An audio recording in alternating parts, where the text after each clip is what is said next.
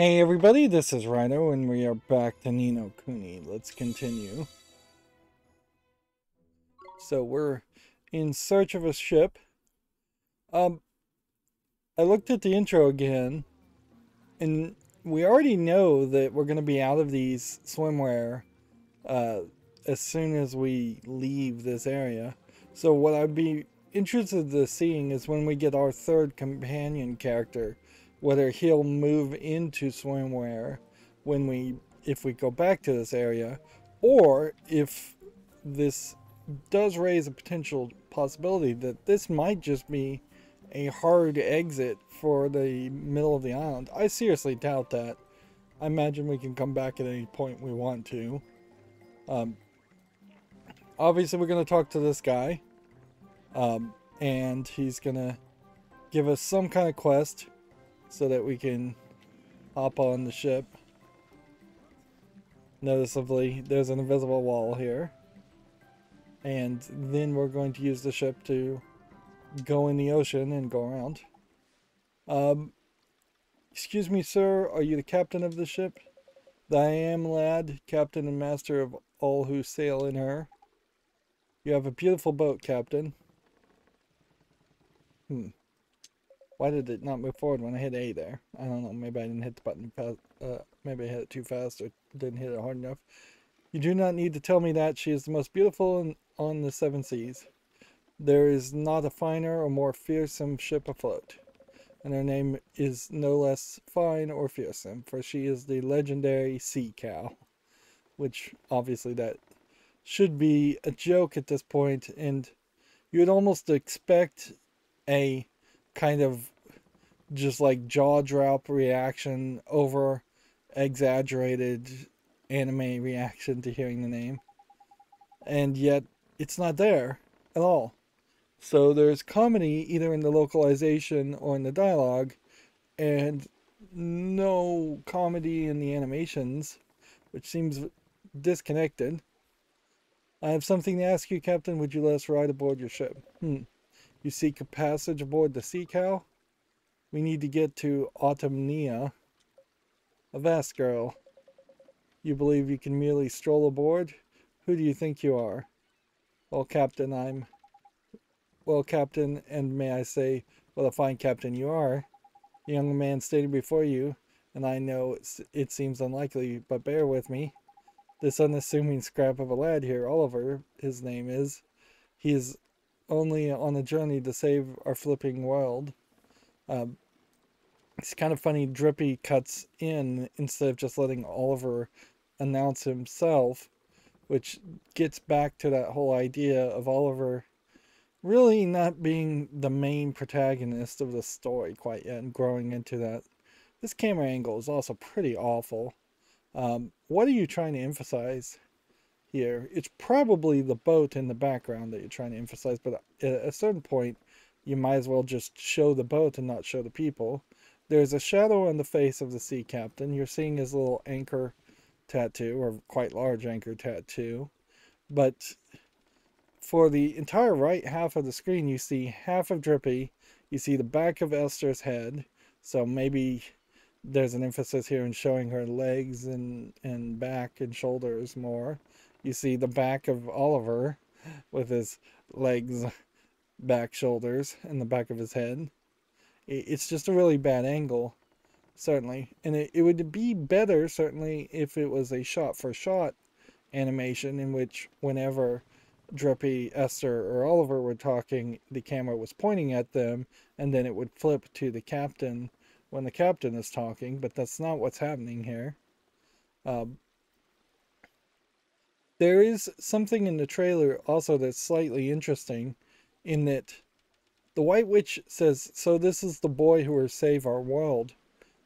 We have been making the assumption, and I think the game intentionally makes the assumption, tries to make you the assumption that the White Witch is bad, and that she is the bad guy. But maybe there's another danger, calamity. It might be just some kind of natural disaster that the White Witch knows Oliver will be the only person capable of defeating, and thus she is putting challenges in front of him In the same way, I suspect Shadar is putting challenges in front of him to make him grow as a wizard. Um, that's a possibility. Or she could just be the big bad guy. It kind of doesn't matter too much because we still in the story don't even think any of the characters know that the White Witch even exists. Moving on with the storyline, which obviously I'm not that interested in, and he's only accompanied by none other than myself, Drippy, Lord High Lord of the Fairies. Oh, and I'm Esther. And she just says Esther when she should be calling herself Esther's daughter of the Great Sage, or Esther, Great Sage's apprentice. Something better than just Esther. You are a fairy? I have traveled the world, but I have never have I seen one of your kind before. So, lad, you travel to save the world with a fairy for a companion? Haha. Then surely my ship alone will not suffice. You will need 2 ships, a fleet even. Ha ha ha. Does that mean we can ride with you? But of course, boy. Just as soon as you've shown me a letter of passage from our beloved Caliph, the most exalted Lola. Who are these people?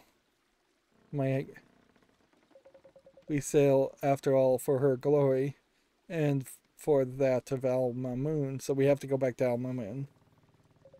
Should the Caliph see fit to grant you permission to come aboard, I will refuse you nothing. Alright, Captain.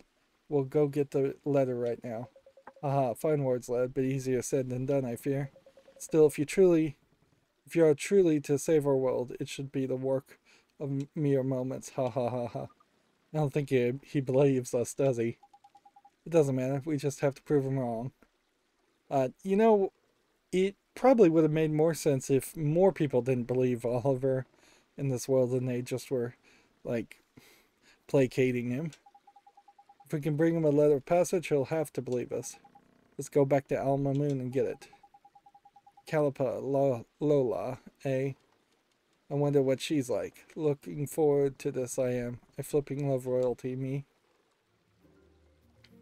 This is kind of a prime example of where you could have a decent abridged element if it simply fast traveled us after that cutscene to Al Mamoon instead of having us run around the open world. How much gold do we have? Not enough to really concern ourselves with it.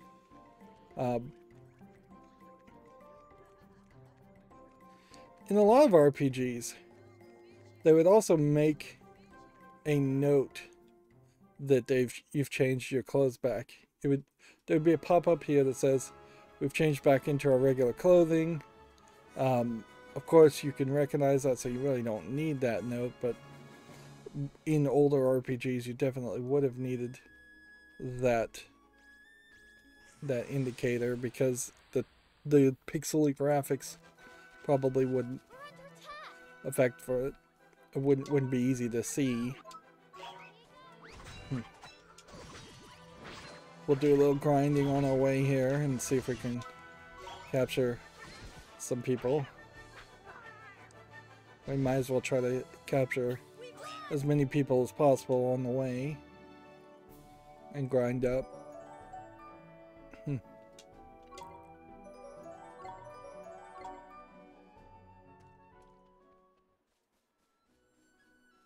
So yeah, looks like there would be something here, but I'm not seeing it.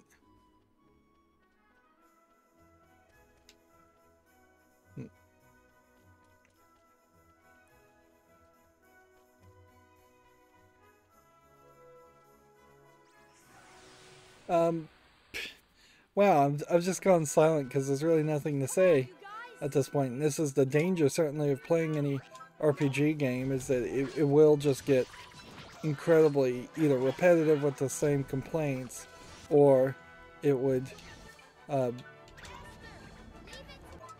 get it would get just to the point where I'm gonna sit not say anything and just go completely silent as a critic. And I really don't want to see that happen. We need to grind, in particular, because we need to get items. Let's see. And if there really isn't a quest telling us to go in these directions, like, let's just double check, make sure we don't have anything underway. Defeat florets with frostbite to gain rainbow leaves. Create a candle cutter and to show it to the girl. And then what do we need to make a candle cutter? Equipment. We'd have to find something called a candle cutter, which you would kind of have hoped it would have been right at the beginning of equipment as like the very first thing.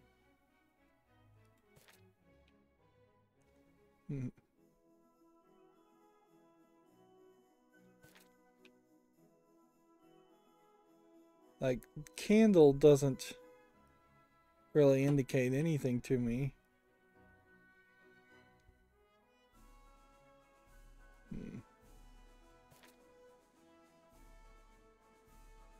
And I don't think she gave me a formula. She may have given me a formula, but I've forgotten it, I'd bet. Okay. Yeah, I think she told me a specific formula and now I've forgotten it. I don't think it would have been armor. I doubt it's necklace. I doubt it's a badge.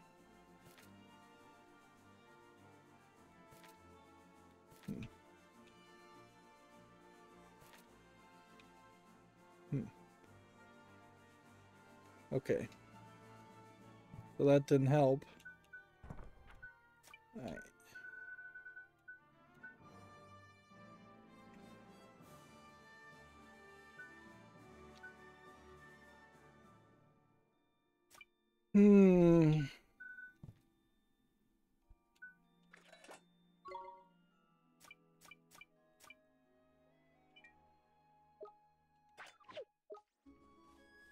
Alright, well, we'll just have to live with not having the formula until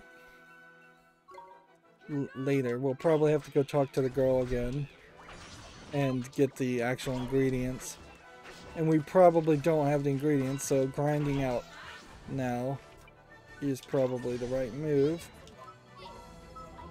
You have to hit like for a thing that's pretty much 100% positive, you should be able to just hit one button to automatically serenade. It shouldn't be heart then serenade unless there's going to be another system, and even if there is going to be another system, it probably should be its own separate thing. You can get some resources. That's a whetstone. I bet that's what we needed. Yeah, undoubtedly we'll get to Alma Moon and then we'll have to go back to Motorville, I suspect, because we'll find that the queen is brokenhearted in some new fashion. Or that our soul companion is brokenhearted.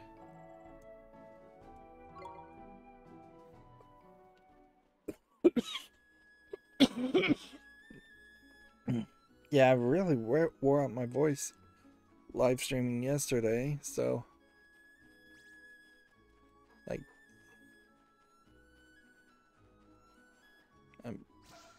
today might be a great day to not talk as much.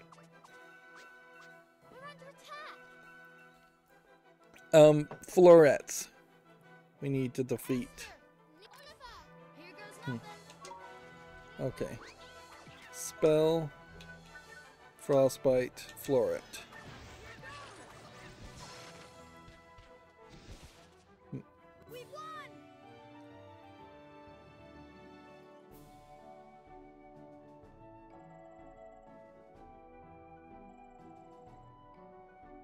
And that got me a rainbow leaf. Okay, good. So let's find a couple more in the desert, sneak up behind people. We can do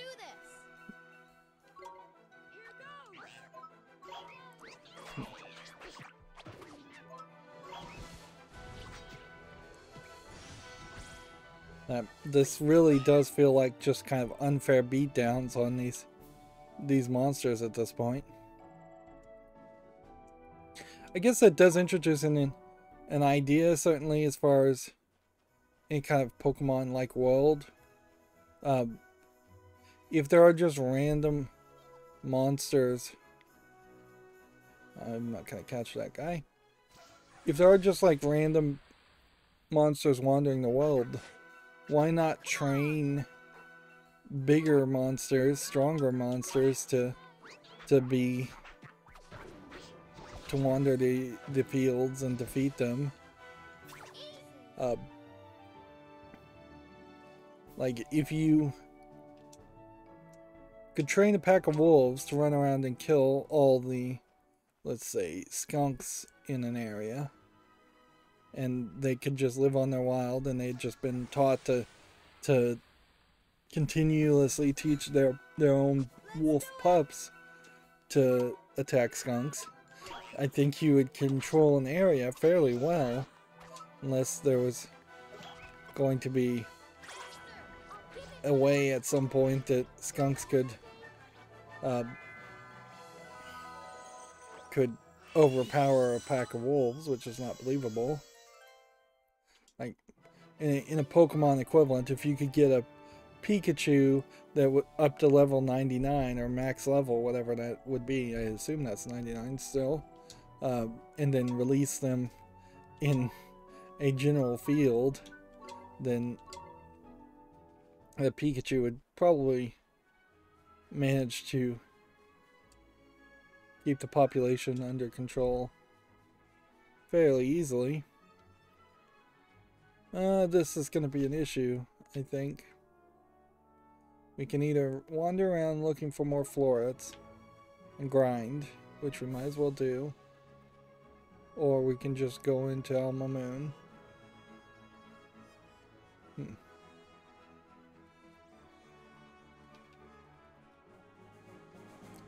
So I guess what I'll do is I'll probably just go around in a circle. Let's do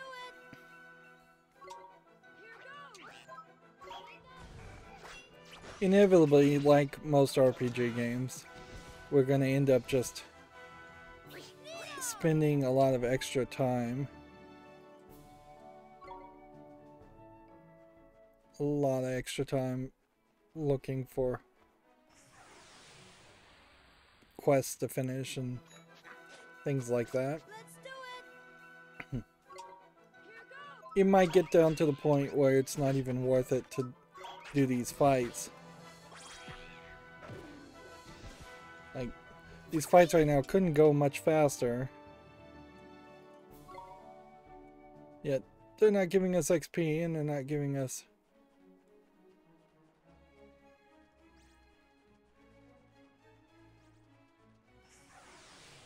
Right.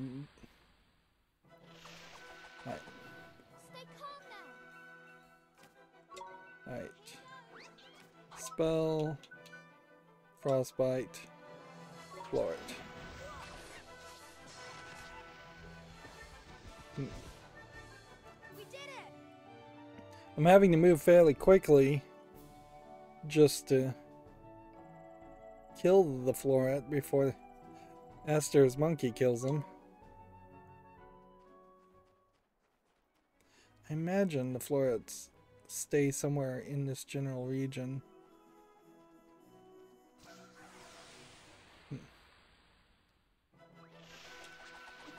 Watch this. I'm not certain I've actually caught a sunshine yet. That might be... There might be something special around the sunshines to catch them. Might have to do like frostbite on them or something. And that would be a way to have slightly fewer characters. This guy's just running completely away. Yeah. Yeah, if instead of 100 characters with 4 different variants on the characters, you went down to like 75 characters, but each character had a specific way in which it got captured, then that would make for a more complicated system, certainly, but it wouldn't inherently be a worse system. It would keep you more engaged with the mental experience. At a certain level, every monster, every Pokemon really should be its own like bespoke experience, and there should be a submission around capturing the one Pikachu in a Pokemon game, the one Pidgey in a Pikachu. Each character should get its own little storyline and its own little side quest. All the things written, the short little descriptions in the Pokedex, that should lead towards a hint towards how you would capture a Pokemon and how you would get it. Of course, as I've said before, I'm more of a fan of Pokemon Snap than Pokemon games in comparison, so in an example where it was a real side quest to capture any character, you would probably have to spot the characters multiple times before you even would have a chance. Just seeing them on the field should count for something more.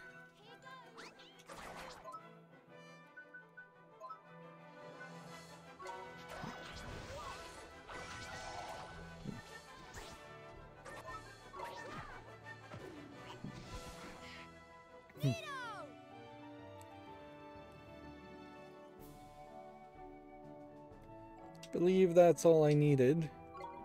So we're not going to spend a whole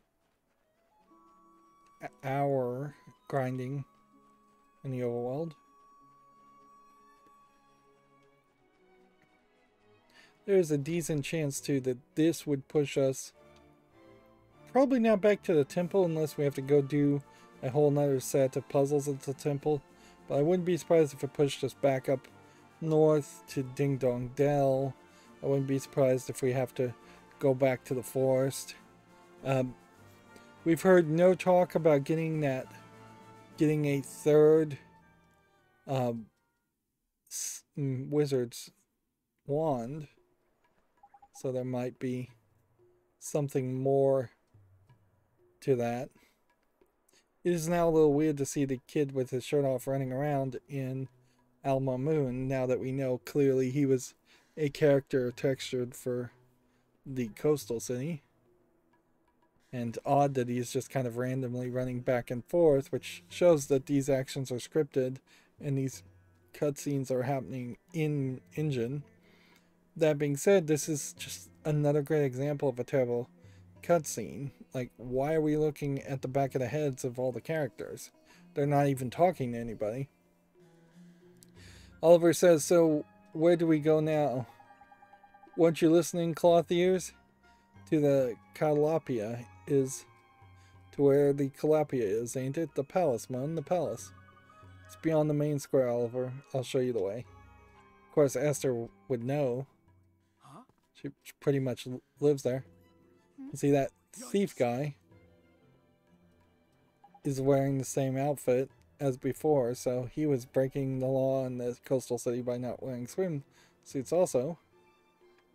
What's wrong, Esther? Nothing. I just had a funny feeling we were being followed for a second. I'm sure it's nothing. Sorry, let's get going, shall we? Sure. Question mark, question mark, question mark says, by the boards of the mighty, the regal lines, the majestic curve of the nostril, your nose. It is in every respect the same. The same as here. Esther, I'm sorry. Question mark? Here we have a new character. Please, you must let me study it. What? Who are you? Oh, forgive me. I am but a humble artist. I am currently painting the portrait of one whom you bear a most striking resemblance. I look like the person in your portrait? Indeed, and alas, I am unable to meet her in the flesh. Will you not allow me to study you a little more? Well, if you must, go ahead. All of a sudden, we have definitely entered an act, it seems like, where the game is going to have kind of a male gaze centric approach on Esther and just kind of leer at Esther, which, if the idea is she's supposed to be the most beautiful girl in the whole land, then they probably should have made all the other girls in the land cat girls, or particularly like hideous, or maybe make more of a thing about her eyes being blue or her hair being blonde. Well, if you must, go ahead. Yes, so it's more like this. The line of the jaw is key. Yes, of course. Thank you. I am in your debt. I know just what I must do to finish my masterpiece. You have my eternal gratitude. That's alright. You're very welcome. I must return to my study right away. Farewell. Like, Esther, even though she was brokenhearted, would have been just standing around up until this point, so she should know who this guy is, unless Al Mamoon is bigger than it seems. And that oddly feels like he is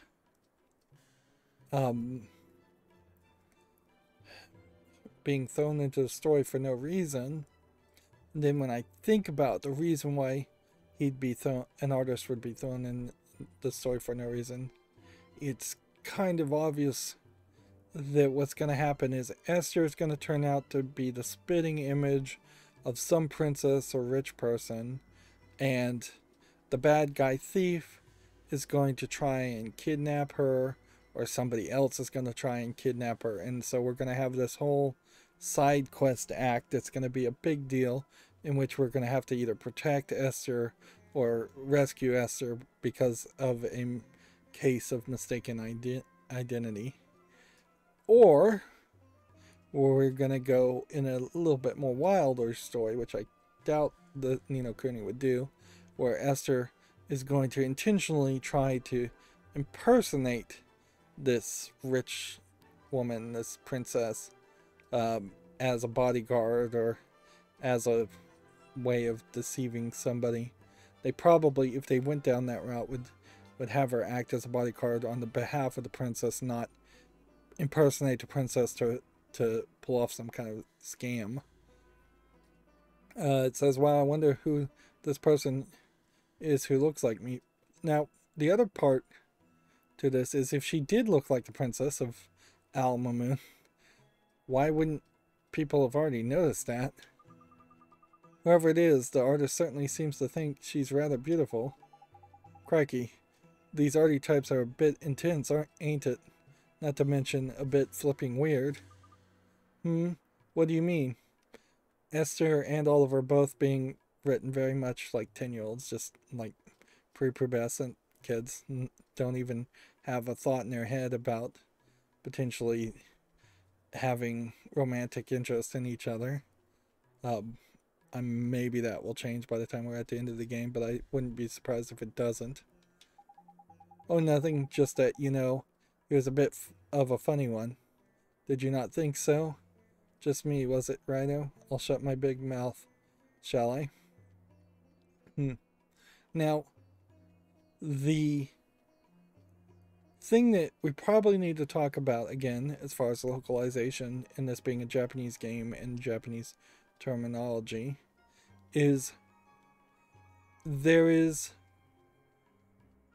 the word weird in Japanese, hin, that is almost always used to kind of be translated into weirdo, or more often than not, pervert. I can't be certain, surely, but I'd heavily suspect that Drippy in Japanese is saying words that would imply the artist to be more of a pervert or a weirdo than just a little bit weird. And again, that's probably going to heavily come down to how you say the word hin versus whether you're saying it aggressively and in a mean way, or whether you're saying it in a jovial, joking way. And so that's a tough thing to translate, certainly, and localize, as far as the intent of the sentence. So, it's time to get moving, is it? Sure, let's go. Clearly, whoever is writing these encounters, though, just does not know how to write a good event. Like, something happened, and then there was no resolution, and then you are given back control to the game, is not really the way to do things. It is interesting that the game moved us forward quite a bit. We are now halfway towards the palace, where we should really be at the beginning of the palace. And yeah, I just don't want to mess with trying to buy items. There are no quests, items, or anything that I know for certain I need to get. I'm not really seeing any glowing. It does seem like there's some blue dots around these milk fountains. I'm not seeing any glowing pots to collect anything anywhere. So half of these people now we know are from Coast City. And so there's kind of a weird twist now, because you have characters like this that are Alma Moon citizens that are either fully covered up and have the headdress and have a top that exposes the belly, or you have more of the low-cut cleavage V-neck swimsuit tops and the shirtless guys from Coastal City. So they are increasingly wearing less clothes as the game is going on. And see, if we were going to just jump into another cutscene, we might as well have just immediately jumped into another cutscene. There was literally nothing to do in between the previous cutscene and this one. I can't help but think that we may start to see more of that happening. We could have gone into the store, certainly, but that really is something they could have skipped. Tidy, this here's the palace. Let's get ourselves inside, shall we? And then they just do the Japanese head nod for yes. Halt, you may not pass. You think you can just walk into the palace of our most revered caliph unannounced? What seems to be the problem here? Says Abdul. Palace guard. Master Abdul. These miscreants were attempting to enter the palace without permission. Is that so? Wait. You are the banana merchant's daughter, are you not? I am Abdul, vizier to our esteemed Calafia. He may be a bad guy. Aladdin pretty much indicates any vizier might be a bad guy, the Aladdin Disney movie. Your father's efforts to supply your magnificence with bananas are, as ever, most highly appreciated. I heard you were unwell. It seems you are recovered. Yes, I'm much better now, thank you. That is excellent news. Tell me, child, what business do you have at the palace? Well, sir, you see, we need a ship, and we can't get one without a letter of passage from Califa. You and your friends wish to journey to the lands across the sea. I sympathize, and I would dearly love to arrange an audience for you. However, is something wrong? I am afraid the Califa is indisposed. Much as it would please her, she is currently unable to hear requests of any of her subjects. Oh, that's too bad. Apologies, but she has requested that she not be disturbed under any circumstances during her afternoon snack. Then I guess we'll just have to wait until after that. Would that you could, but her afternoon snack is immediately followed by her second lunch. And after that, then comes the late afternoon snack. Is there any time when she's not eating? Alas, her majesty miraculous hunger dictates that she dine even during her sleeping hours. That's kind of funny. So, if she's supposed to be brokenhearted and that's causing her to constantly eat, what part of your heart stops you from constantly eating? Self-control? Satisfaction? Maybe? That's why I am forced to spend my every working hour procuring her most beloved food. Ah, but I must be going. Most beloved food, I wonder what that could be. Forgive me. I must make the necessary arrangements before the merchant supplies are exhausted. I am most terribly sorry, but I am not able to grant you an audience. Curses, I must hurry. If I cannot prepare her majesty's next meal in good time, she will be most displeased. Master Abdul has spoken, says the palace guard. Leave this place. Looks like we don't have much choice, Oliver. Come on, we'll come back later. And then we're back to non-voiced cutscenes and looking at the back of the head of everybody. Like, who thought of this? Why not just have them face the camera? Why not have Drippy be the stand-in camera and have him be just in the bottom corner and have everybody face him and look at Drippy and just look towards the front of the screen? So this California has a very special favorite food, is it? Hey, I bet if we found what it is and took her some as a present, we'd be allowed to see her. That's a neat idea, Esther, but we don't know what her favorite food is.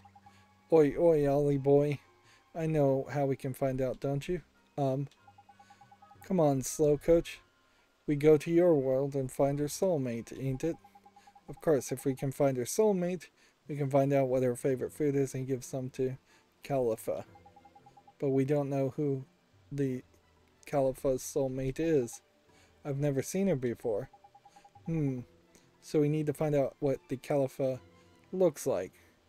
But we can't go to meet her. But if we can't meet her, how are we supposed to find out what she looks like?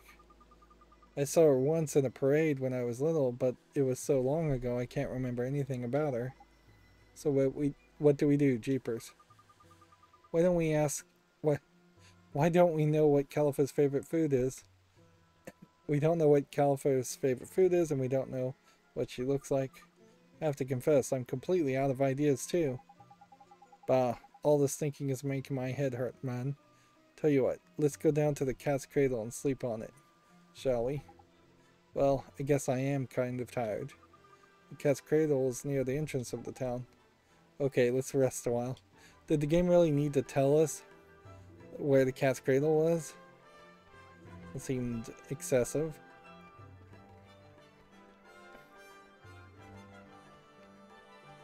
Okay. So the story is now mysteriously forcing us into going to the cat's cradle and sleeping, which I think is going to lead to us getting Esther potentially getting kidnapped. See if there's anything new for purchase. No. I really wouldn't want to just mix ingredients. Trying to create something. Or spending a bunch of money on ingredients. So yeah, I suspect, like, here's a boy dressed in a very different fashion from, say, this dress. Yeah, I suspect Esther's gonna get kidnapped by somebody, and this is gonna lead to a side quest. Bounty hunts.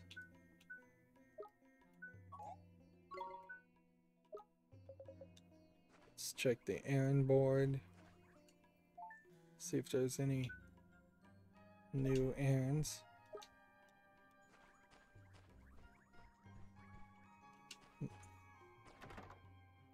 We need to do one more stamp card, I'm fairly certain, before we can do anything. 20 guilders from that pot. It would be nice if the amount of guilders you got from these pots started to increase. Clearly, these rewards are designed in such a way that they would make up for any small lack of money you might have, or if you just completely ran out of money.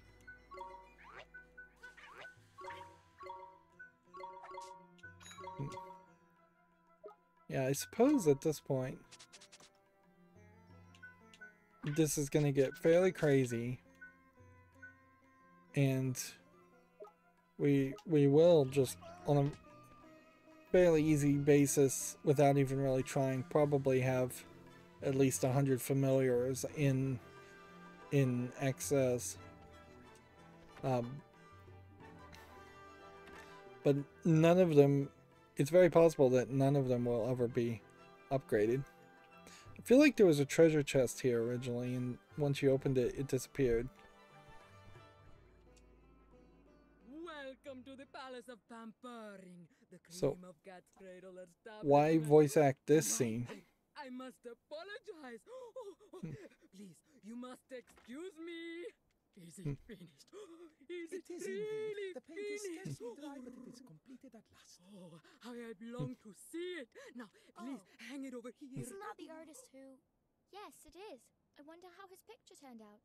At last, the It would make grand more sense unveiling. Oh, for... my beloved Khalifa. So the person he thought I looked like was the Khalifa? It would make so much more sense for the previous cutscene to be voiced also, for whenever the artist was around and involved. Huh? But that's...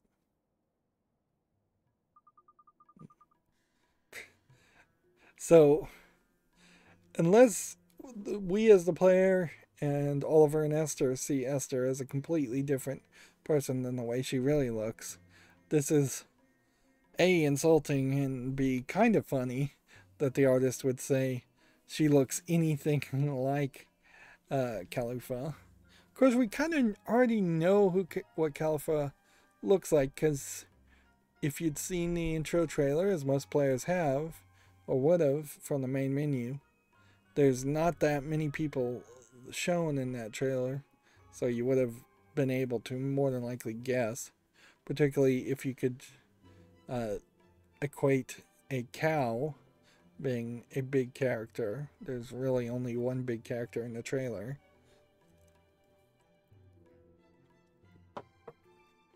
Oh, it is divine, truly divine. Her matchless beauty takes one's breath away. And again, we've lost the voice acting. You are pleased with it? Pleased. Why, it's worth thrice what I promised to pay you for it. By the beards of the mighty, truly? But we shook upon it, did we not? Perhaps next time. I see. What's funny is that they named the artist Con, C-O-N, which I don't know why you'd even bother to name him. Excuse me. Yes? I don't look anything like her. Hmm? You said I looked like her. You misunderstand, young lady. It is not a picture of you, merely. Mr. Drippy, says Oliver. Hey, what is it, Mon? This is just getting interesting. We need to go to Motorville right now. I just realized who we need to see. You did, eh? I sure did. Miss Leela is Califa's soulmate. I know she is. Of course she is. There's clever of you, Ollie boy.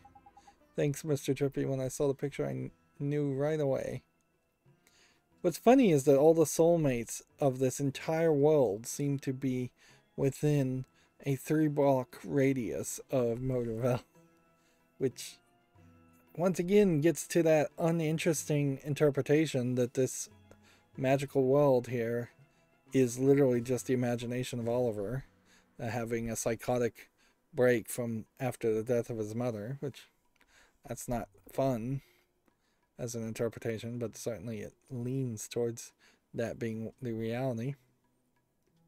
It's also kind of weird in this story that we are kind of ignoring the fact that Esther is kind of rightfully upset with the artist and throwing a fit because of it by being insulting. Right, let's get a move then, shall we? I don't feel tired all of a sudden. Me either. Hey Esther, come on, we have to go. Huh? Humph. I look absolutely nothing like her. Do I look fat to you? I'm not fat. Humph. So yeah, again, oddly, being written. This story obviously is being written by somebody who doesn't know how to write 10-year-old girls, or probably women in general. They really didn't need to go down that route for comedy, considering how this game has kind of failed to go down the route of comedy. That's also something that oddly stands out as not being Ghibli-esque. Like, of all the Studio Ghibli anime movies out there, I can't think of a single character who was concerned about being fat. Like in Spirited Away, the parents overeat and get turned into pigs, and so there is a statement there. But almost all the Ghibli characters, female characters in particular, are little girls, and they delight in being served tons of like high fattening food and delicious looking food. Ghibli himself being kind of the age that would have been through World War II, or would have been a kid during World War II, food shortages were a big deal. So from a Japanese perspective of an older Japanese person, the idea of having unlimited food is a great thing, and moreover, being fat is seen as kind of a great thing.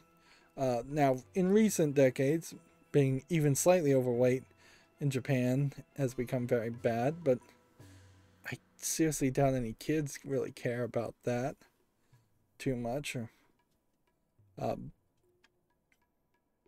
So yeah, I don't know why you go down this comedy direction,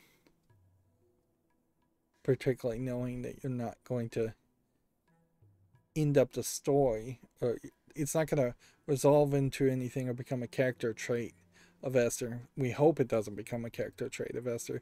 If she all of a sudden becomes anorexic because she has body dysmorphia because of a thoughtless thing said, that would be a problem. I'm noticing that these characters do kind of wave back and forth when just standing there. And looking at Esther, she is kind of twisting her hips, it looks like, which is making her waist go in and outward, but still she's not fat. You're still kind of angry, huh? What do you mean? I'm not angry in the slightest. Yeah, and I'm a 6-foot flipping 6. Look, like we'd best leave her to it. Looks like we best leave her to it. I guess we should, huh? So, yeah, it really does just seem like a very pathetic excuse. They wrote themselves in a corner where they didn't want to have Esther go to the real world, which, again, maybe that there's something special about that where none of the characters in this world can go to the real world.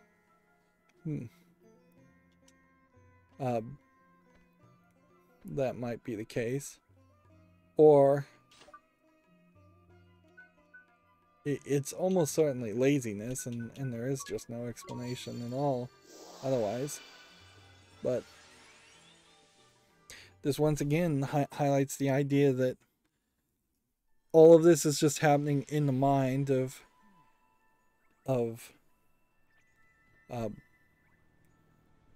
Oliver. Remember, Drippy, Mr. Drippy, cannot be seen by anybody, and he explained that away as people can't see fairies unless they're magical.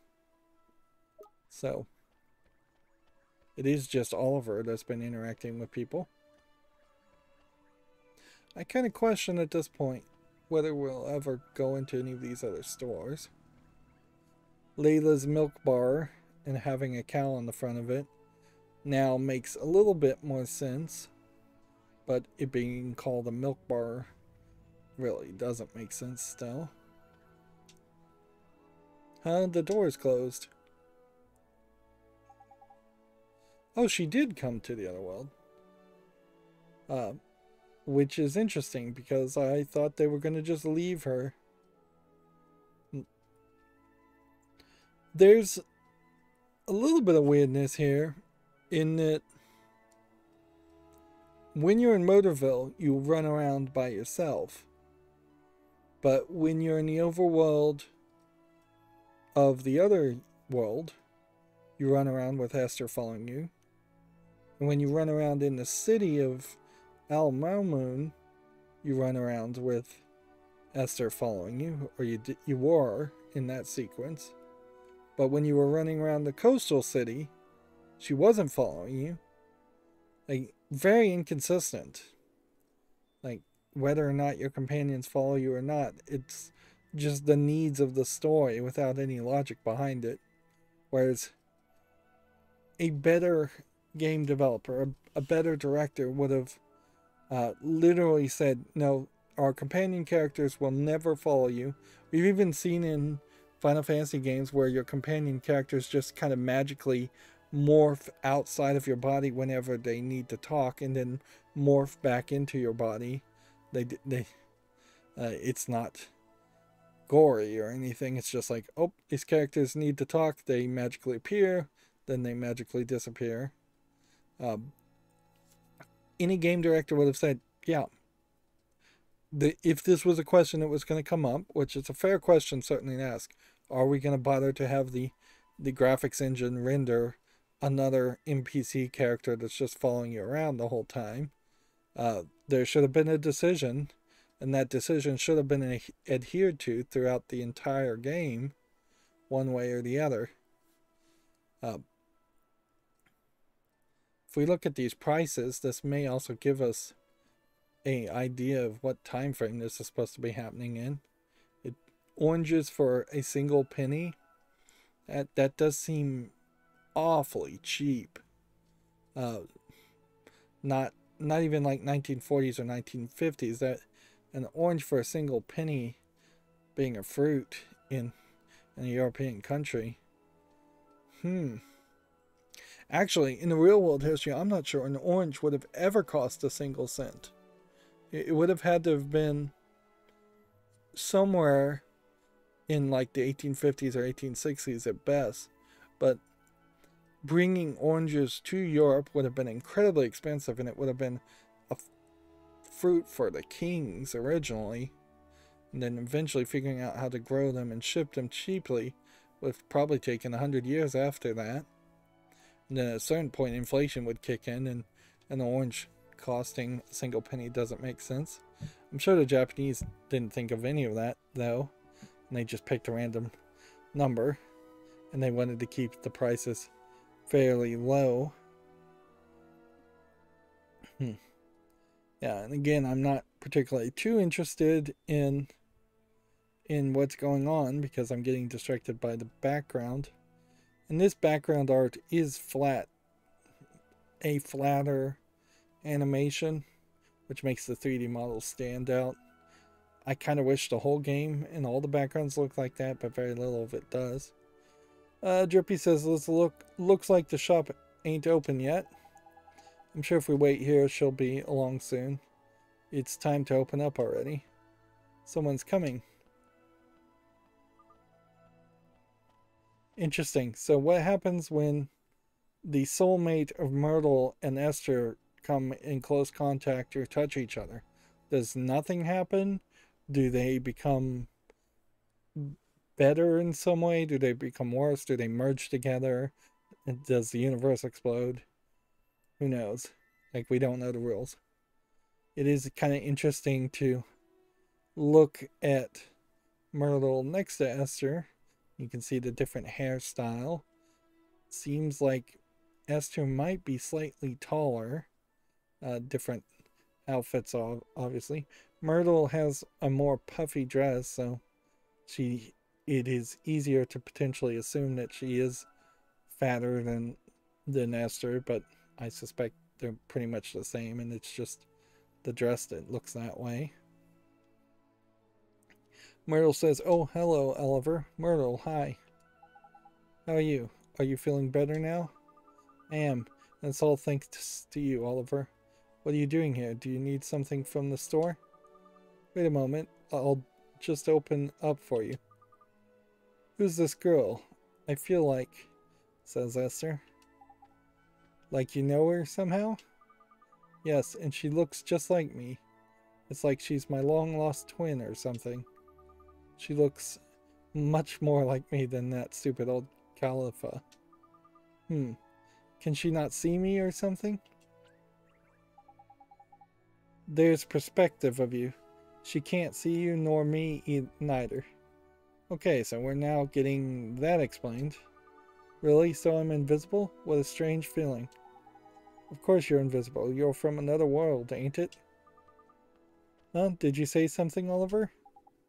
No, I didn't. Anyway, how come you're here at Miss Layla's store, Myrtle? It's kind of questionable then, why can Oliver be seen by the characters in the other world? Shouldn't Oliver be invisible in the other world? Maybe that is a hint at the fact that maybe Oliver is a child from parents of both worlds, but then that just comes down to the idea of how could Oliver's parents be from different worlds, and if they can't see each other, it would just be turtles all the way down, as trying to explain it that way. So it would be easier just to explain Oliver as being magical and that he allows himself to be seen subconsciously by everybody. Hee, I work here now.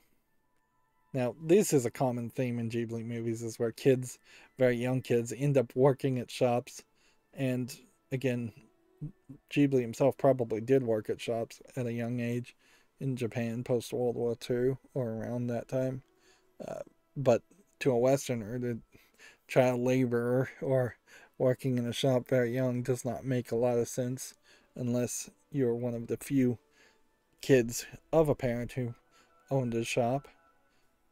Most kids in the West don't work at all until they're much later into their teens.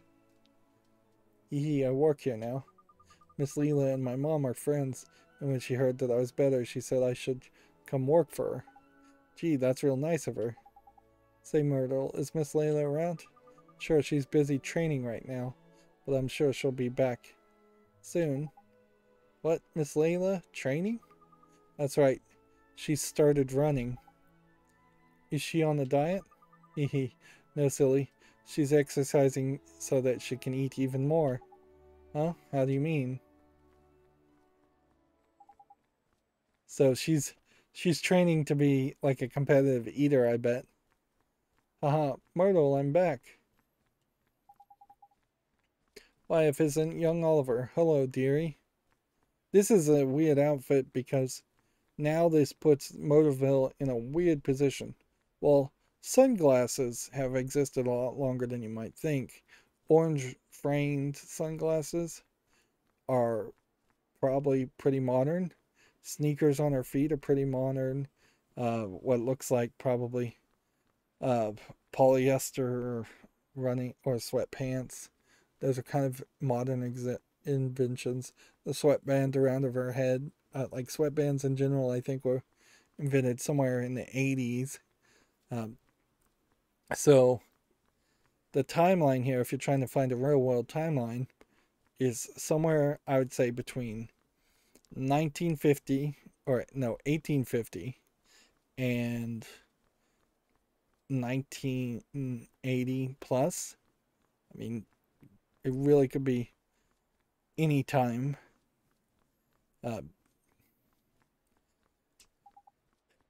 Good morning, or G morning.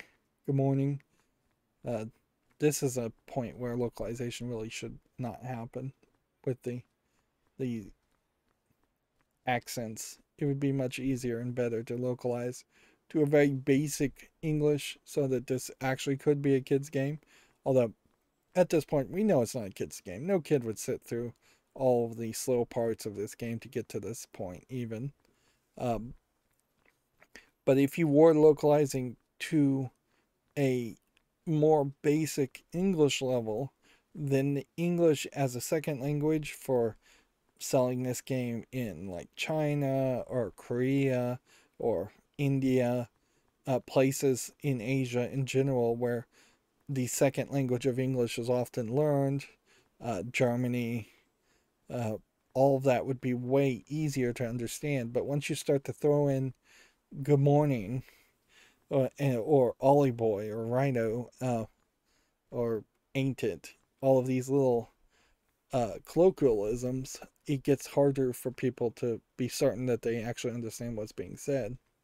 And I imagine a lot of these colloquialisms are being translated from Japanese colloquialisms uh, that maybe would make a little bit more sense to a Japanese player and even a young Japanese player, but uh, the localization really shouldn't have copied that over, in my opinion. Depending on what your goal was, did you want to make a as accurate of a one-to-one translation, or did you want to make a game that was more accessible to a larger audience? I think when you have an art style like this, you're trying to make um, a localization that's more accessible to the audience. Myrtle, I can't wait any longer. Would you? Yes, Miss Leela. I'll get it for you right now. Oh, it's no good. I just can't wait that long. I have some in the store, dear. You you stay out here and clean or something. I never saw anybody so crazy about their favorite food. What was that? Did she say favorite food? Oh, Ollie boy, I bet this is the same as the Califas. You're right. Now, what's funny is if the favorite food turns out to be steak. If a cow is eating cow, or a cow byproduct. But it does seem like that very possibly will be the case because this cow animal creature seems to be more than willing to have fountains flow with milk from a cow, I assume. You're right. Let's go find out what it is. Although, I guess in all fairness, baby cows do love cow's milk. In fact, the cow's milk is designed for the baby calves. See you soon, Myrtle.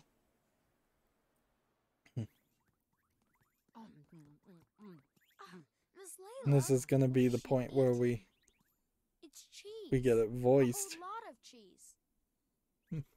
That's right, dearie, and it's not for sale. None of it. It's all for little old me. Quick, Ollie boy! She'll scoff the whole lot if you're not careful. Hurry up and grab some. Sharpish! Okay. Please, Miss Layla, could you give me a piece of your cheese? You know I'd do anything for you, dearie, but not Please, that. just oh, one no, piece. no, no. Just one No, tiny I said little no. piece. Heave, man! Mine. Heave with and all you your might! have it. I'll never let you Oliver. have it. It's Go mine. on. Mine, I Pull. tell you. This is kind of funny. Mine. It's kind of a shock, huh? It's funny they didn't animate that all the way to the end. It sure is. Now, the question is what kind of cheese it is, because really that just looked like kind of a cheddar cheese, like a very basic type of cheese. There is a specific cheese from specific animals if we needed a like goat cheese or boar's cheese or just dairy cow cheese, certainly. But cheese alone may be good enough, or they may just call it cheese. It sure is. I had no idea. I had no idea she was so obsessed. It's better not to go near her when she's eating cheese. I know that now. Myrtle, says Layla. Sounds like she needs my help. Better go inside. Goodbye now. Jeepers, so what do we do now? So is this a greediness and she's heartbroken and so we're going to have to help Layla gain a piece of like compassion, sharing for her heart to get the cheese to then give to the Calapria? Probably. Miss Leela's store is the only place in town that sells cheese. Oliver, what's wrong? Oh, hi, P. So, if people can't see P except for Oliver, then I wonder if P isn't actually from yet a third different world. Guess that might make sense.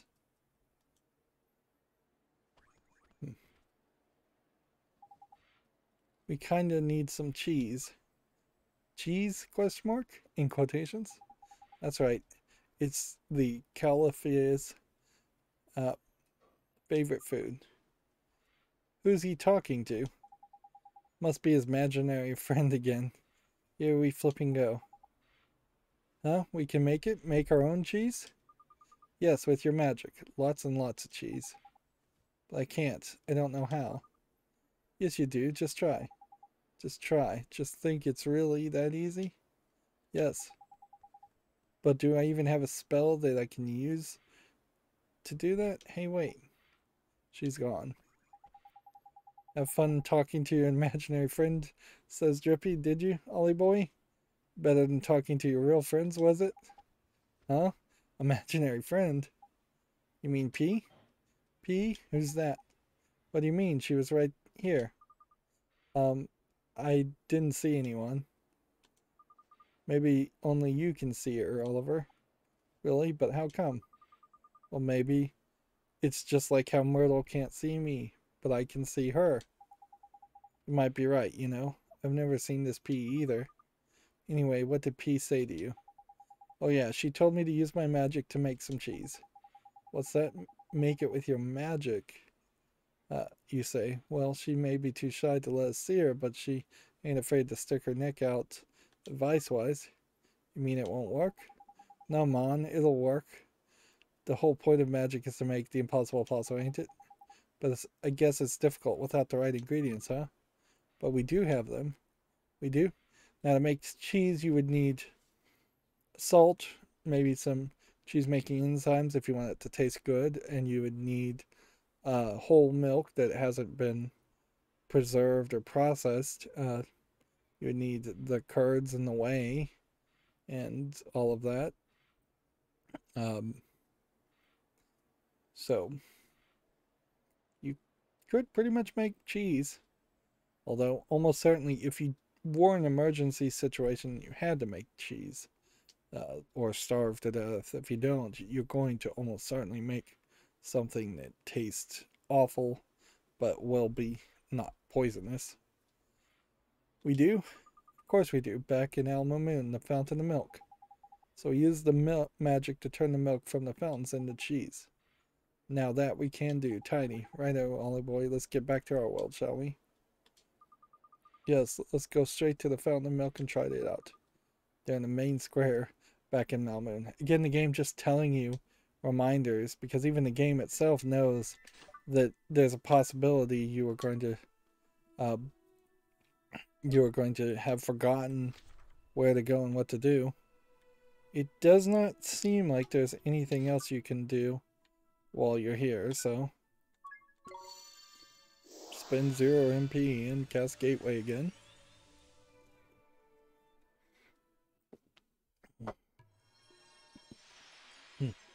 And we casted Gateway inside of the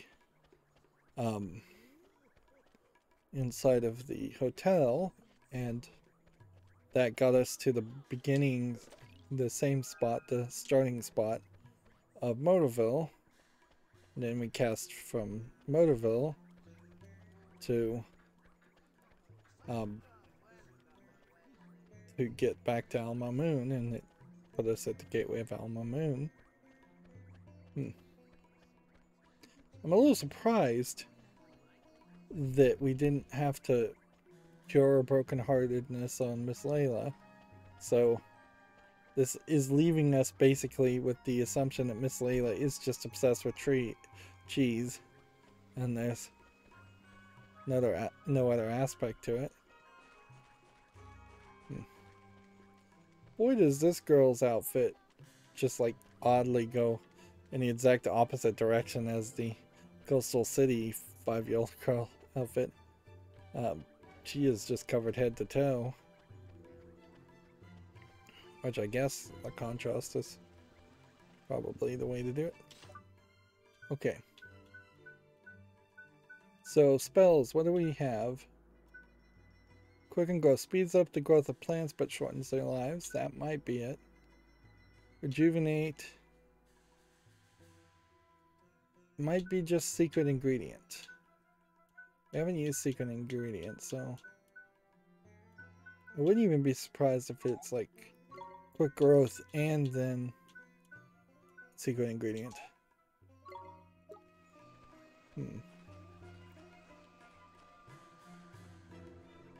Oh, we have to do it over here on this one. Are we gonna get a prompt to hit any buttons? Yes, we are. So you have to stand specifically here. So these are the fountains of milk. Gee, is that real milk for real? Hee, says Esther. What a odd response. Of course, the freshest, creamiest milk there is. And there's so much of it you can just keep trying until you get it right. Keep trying. You think I can't do it, huh? I didn't mean anything by it. Come on, you've got to conjure up some cheese. Focus. Now, do you know how cheese is made? Sure, you heat milk, then you add lemon or salt, and you skim the solid part off the top and it turns into cheese. Well, we can do fireball, certainly. Lemon or salt? Lemon and salt. What does lemon do? As in this acid, when salt would be a base. Yeah, I've never heard of adding lemon. Okay.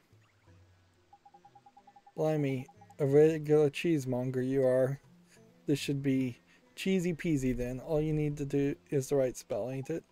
Sure, let me take a look. And I imagine I'm gonna go here.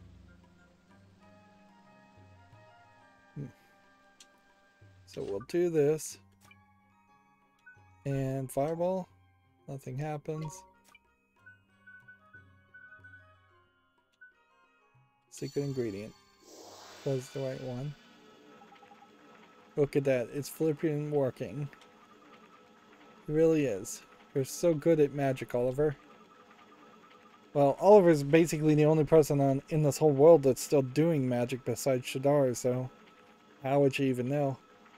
I bet you even could make sweets if you put your mind to it, and cakes. Oh, I could just eat a... Hey, stop that. I'm trying to concentrate.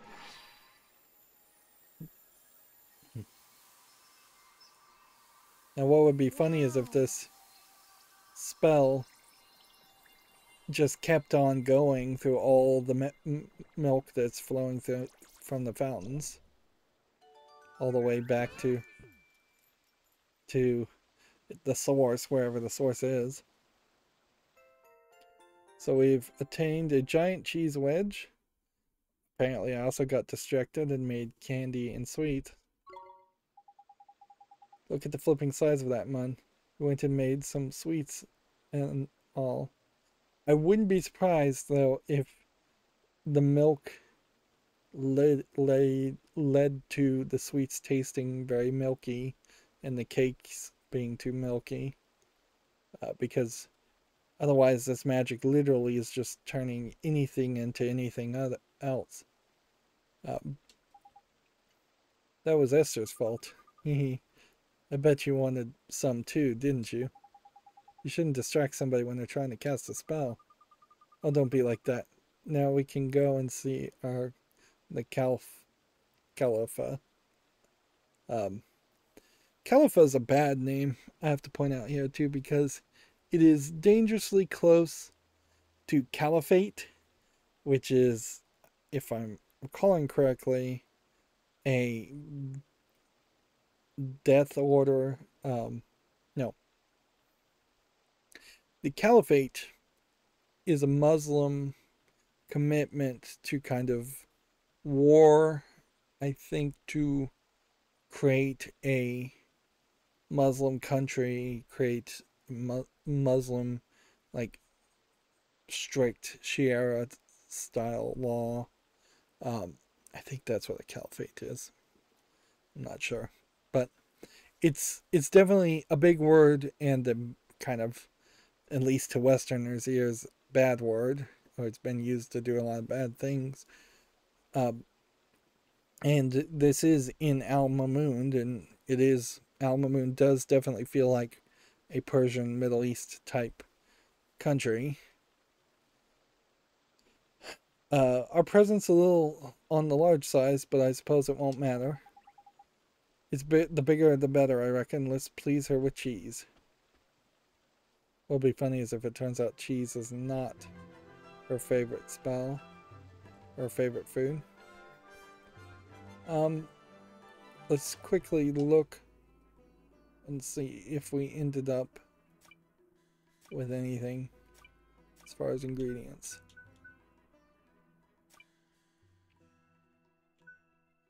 Yep, those sweets and candies seem to really have just been joking sweets and candies. Yeah. We did not end up collecting any of that. Otherwise we would have some treats or something. I do feel like one of these, the sun drop, probably could lead to us evolving somebody. We have two guys that are evolutionary. This one is all about magic defense.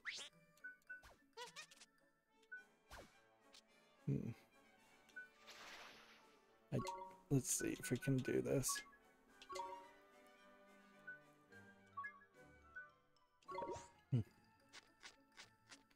Just reset this guy while we're at it.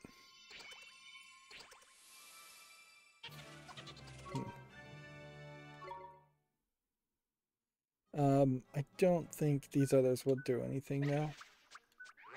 And it seems like it's going to take probably a long time before you could evolve something to the 3rd tier level.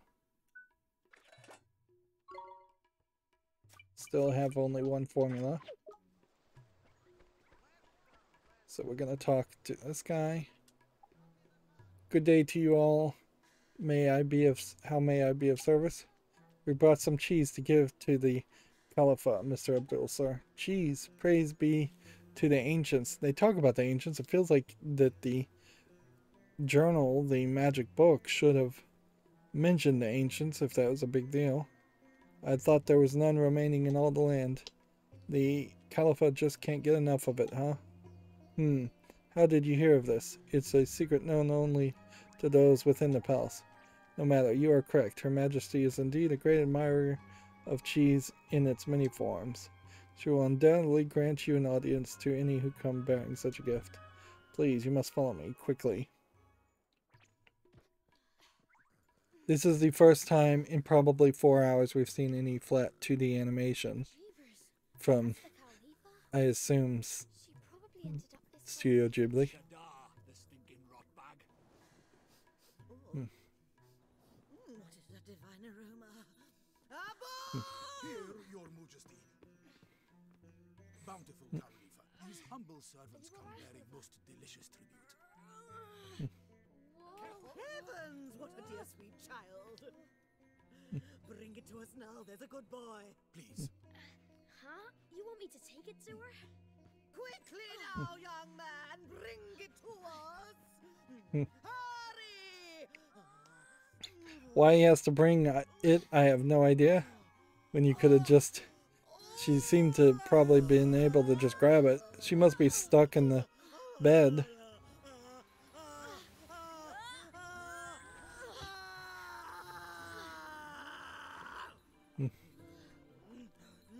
This is very Ghibli-esque.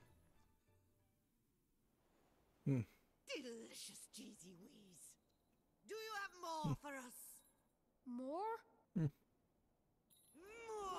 Bring us more!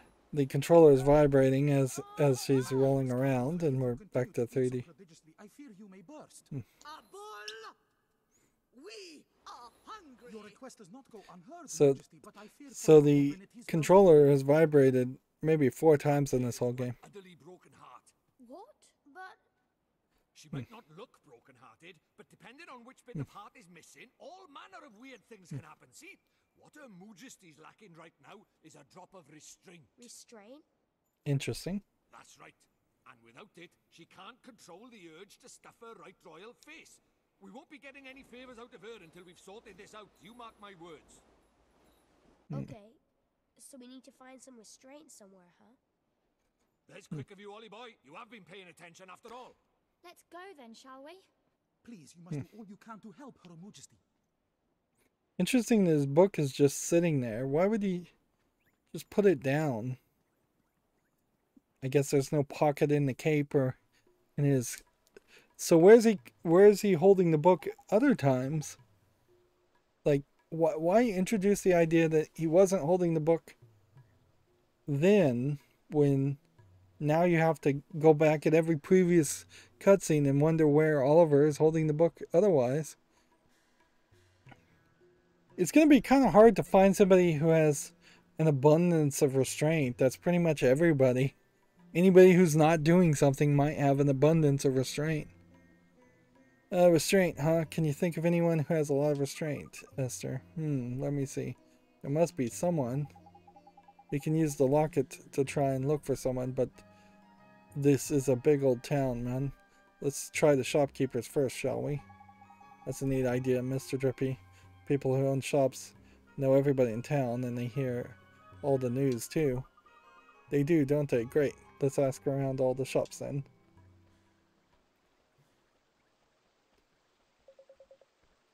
So, it would be funny if this companion guy was the guy with restraint. He seems like he's probably lacking restraint, too. And now he seems to be talking to another faceless character that they seem to intentionally be not showing. So question mark. Yeah, oh, is that so? Well, well. Nope, it was just a guard, so there was really no reason to hide the face. So they got into the palace, did they? And what did they talk about? Did they now? Okay. Keep me posted on what's going on inside. And my payment, says the town guard? Don't worry, you'll get your reward. But the next time we meet, I'll have scored you something decent. Do you mean that you will steal something? No, don't be stupid. It's just a figure of speech. Now concentrate on the job at hand, will you? I'm counting on you to be my eyes and ears. Don't let me down. So, is this guy like a powerful crime lord? Or maybe even a spy from a different country? See, this seems kind of stupid though. They're not asking me to talk to the people on the streets as shopkeepers, which I guess, what is your definition of a shop? If you have a few rugs and a few wares to sell, that's probably as much of a shop as having a building. Maybe there's a slight difference between the word shop and store, but if you have something over your head and a table, why wouldn't you call that a shop? Regardless, they seem very much only interested in people who have businesses, but not your father or Esther's father. Really, they just want you to go in here and talk to everybody to maybe do a little bit of shopping. Maybe this will be the thing that will finally trigger the shop's upgrading to a next tier. Hello, ho, how can I help you? I've tried mixing bananas with milk and yogurt. It's a huge favorite here in Alma Moon. Sorry to change the subject, ma'am, but could I ask you something? Can you think of anybody in this town that has a lot of restraint? Now, shopkeepers in general maybe have a decent amount of restraint, but not a ton, really. You have to kind of have a lack of restraint to be willing to go and start a business and run a business. Oh, that's a style question, but I'll humor you, dear. Why, all the people in the desert have plenty of restraint. They need it to stay out of the scorching sun. I suppose she's got a point there, but don't help us much, though, does it? Let's see if someone else can narrow it down a bit, shall we? Sure, Mr. Trippy. Thank you, ma'am.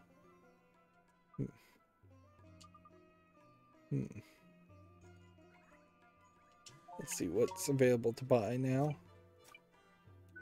So bananas, milk, and I think it was cream. It was telling us to mix. Let's see if we can do that. Still don't have a formula.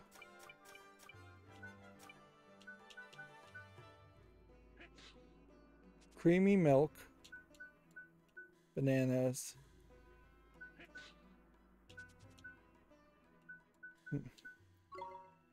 Give a banana and creamy milk.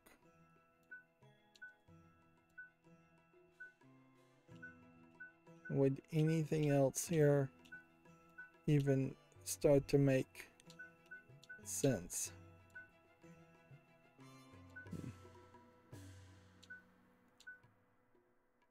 Let's just try and mix that.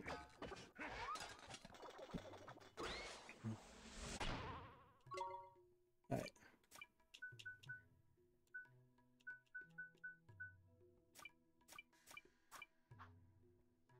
Certainly it would be weird if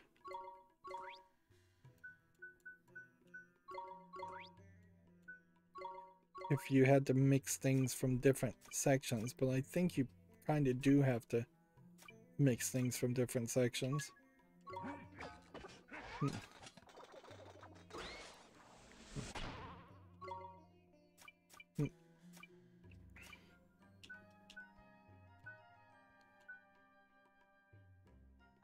Yeah. I just don't feel like... Even if she did just tell me in a mixture, I'm missing something.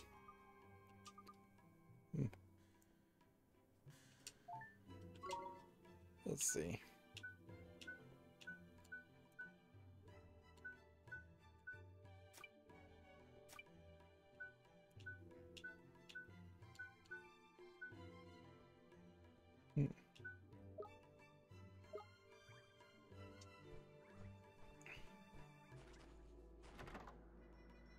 So this whole mix and match alchemy stuff is not really working out as well as it should.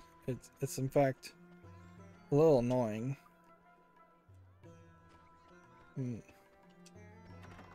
Like, I feel like I should be getting more formulas faster, and I should be accomplishing more with that feature. How do, mister? We're in the market for a person with more restraint than a magpie in a jewelry store. Any spring to mind? Yo, what? Oh, you mean you're looking for someone who can swallow the urge and stand firm in the face of temptation? If you were looking for someone who couldn't control their desires, I could tell you pretty swiftly. Honestly, some of the requests she sends winging my way from the palace. Sorry. That was indiscreet of me. That's disappointing. I thought if there was one place we could go for red hot info, it would be here. Never mind. Sorry to bother you, Birdface. Thanks, mister. There's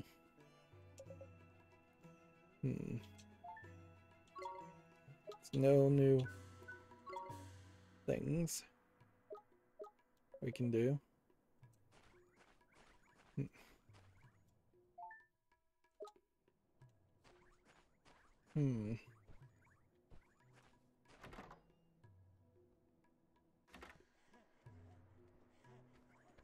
Let's go down to the last store, which I still don't really know who would have restraint.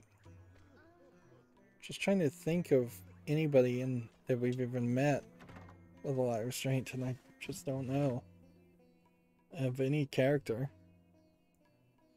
Like, this is probably like the most interesting or most restrained character probably in the game. I would assume somebody who's a weapon salesman might have some restraint.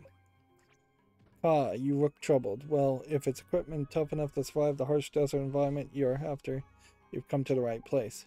We came to ask you something. We need to find somebody with a lot of restraint, but nobody seems to know a person like that. We must be looking in all the wrong places. Unless I'm raving mad, I know just the person. Oh, you do? Do you? Who is it? Oh, I guess maybe the assistant of the jerk kid at the Temple of Trials might have restraint. A bull, of course. If I had his patience, I'd be crowing about it all over town. A bull? That's right, the little bird told me quite a story about him. It was a few years ago. One day the Caliphate decided out of the blue that she wouldn't beak content until she had tasted all the cheeses in the world. Cheese. I guess she really is just like Miss Layla, huh? Without a moment's hesitation, the bull set off to look for them all. Through forests, across oceans, he went battered by blizzards, and often surviving on little more than a wing and a prayer. But finally he came home to roost, and when he did, it was a cart piled high with every cheese under the sun. Cow blimey. It must have stank. What's funny though is if a bull had restraint, then how come our locket didn't glow when we were near a bull? Now that's what I call restraint. And by goodness does he need it, with Her Majesty crowing on at him all that time. Crikey, that's impressive. He did all that, risked his life and everything, just so our elusiveness could have a snack. Tidy. I think we found our man, Ollie boy. Neato, we should go find him right away. Let's see if there's anything here. I have one in the bag as far as a flint dagger. I think that's what I need. We may be getting to the point where things like a wooden mallet may be something we want to purchase and own, and I may have sold some things prematurely. Yeah, I'm starting to think that you probably don't want to sell any items ever, even if they do really not benefit you any, and that you do want to just have the at least one of every item in your inventory so that you could potentially cheat your way through crafting and alchemizing. So I'm gonna buy one of these.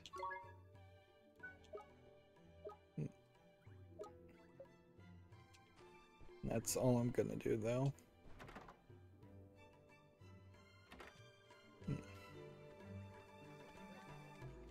So now the game is gonna have us go in circles. Really for no reason. It's just wasting our time because it doesn't want you to realize that for the past hour and 40 minutes you've pretty much done no gameplay at all. The only reason I've even done a single fight in this episode is because I chose to do some extra fights on the way to Alma Moon. We're gonna just be allowed to walk in here, no questions asked? Yes. And so that means they've animated yet another palace. And sure, it's pretty. The greenery is perhaps could have been a little bit better, but it's perfectly acceptable. Nice big ceiling. But do you really need to animate all of this? And do you really need to make the player run all the way from the intro? We're gonna hit an invisible wall on this side. No, but we do have a different texture that makes slightly different sound effect. Interesting. We still are also getting the squeaky of Drippy, which is kind of annoying. And you're seeing reflections in this tile, which that's interesting. That they're doing an experiment here on reflections. This is kind of the perfect place to do an experiment as to how many reflections your engine can really handle, because there's nothing else that would be random or moving in the world. So reflections would only be affected by Drippy and me, Oliver.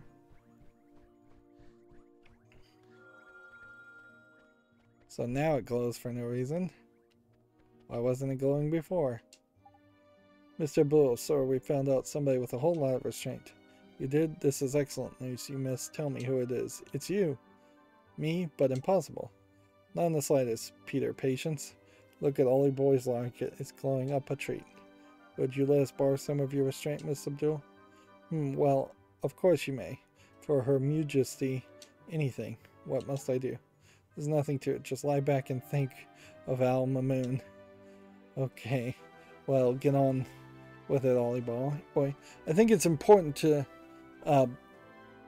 point out that the phrase lie back and think of England, which is what that was parroting, lie back and think of Alma Moon, to my understanding literally means it is just like a British explanation to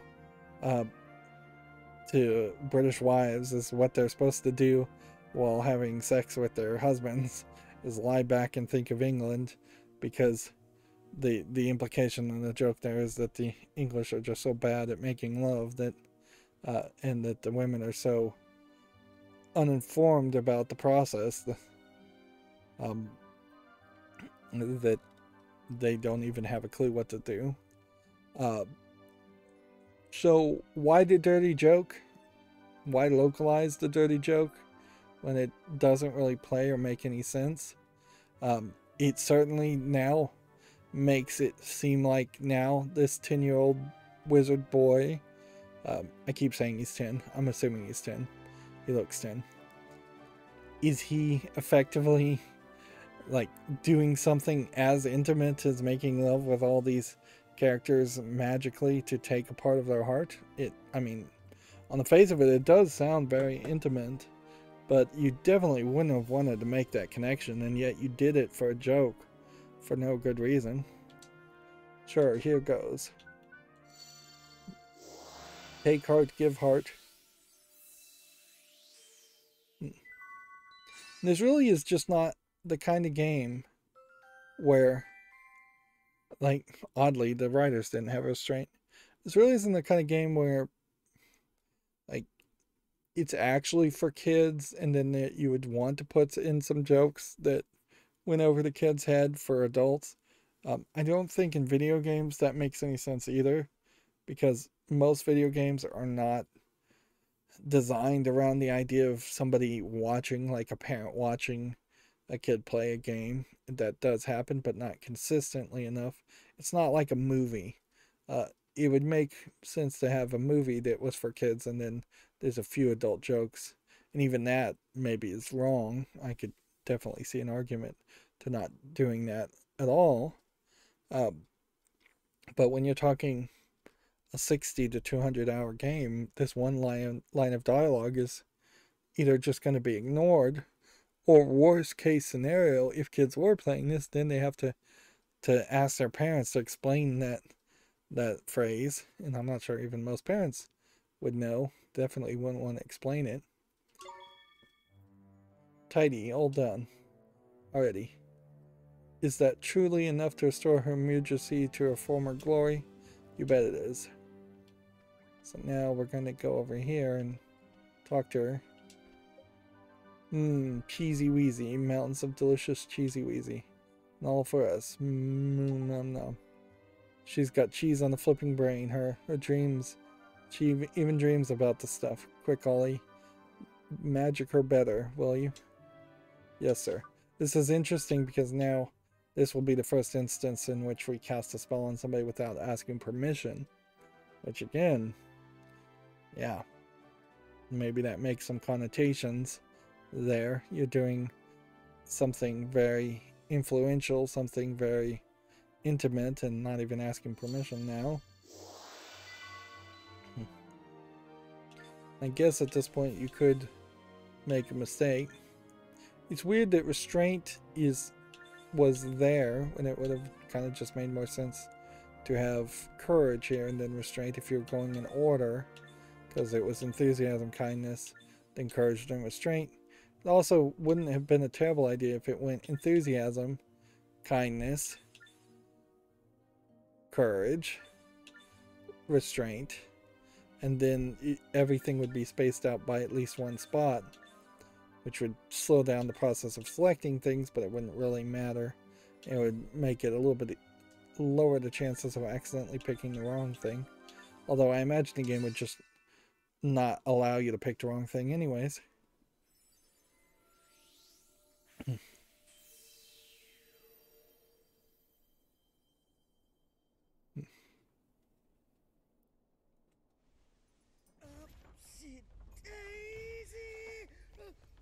There is something, I guess, interesting around a cow-like creature just having two breasts instead of four udders.